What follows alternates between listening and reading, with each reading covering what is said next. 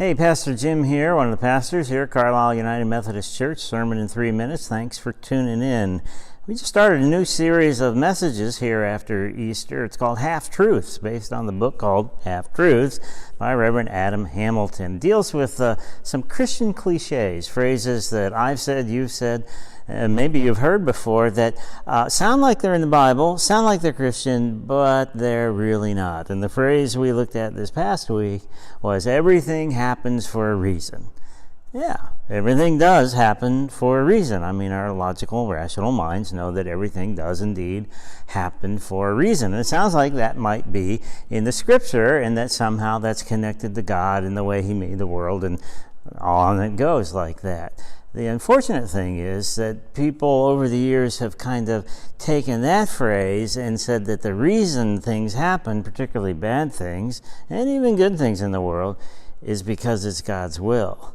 And that's where we have to part some company here, because nowhere in the Scriptures does it ever indicate that all that happens in the world, good, bad, indifferent, is because of God's will. Now, they got propagated for a whole host of reasons, which are really interesting in and of themselves, but really we're interested in our response to it. Sadly, too many people have been taught to believe that things that happen ultimately are God's will. When children get cancer, it's God's will. When people perish in an accident, it's God's will. When gunmen burst into a schoolroom, it's God's will. When a bridge falls on people, it's God's will. It's a perplexing problem to us, and certainly was in Jesus' day as well. He got questioned about that one time, about a tower that fell down and killed 18 people, about the Roman army that burst into a temple and killed worshipers there. They're not really, when he's questioned by it, the questioners aren't really interested in what Jesus has to say. They just want to know, is he going to tout the party line? The party line was, well, those people were obviously great sinners and wicked, and they got punished for what they did, so you better toe the line too. Not even close to the truth of what God teaches us.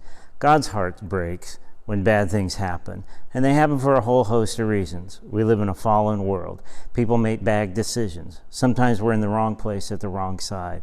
All kinds of other reasons as well, but never is it God's will. That is not the God we are taught to believe, that we give our lives to, that Jesus died so that we could be reunited with Him.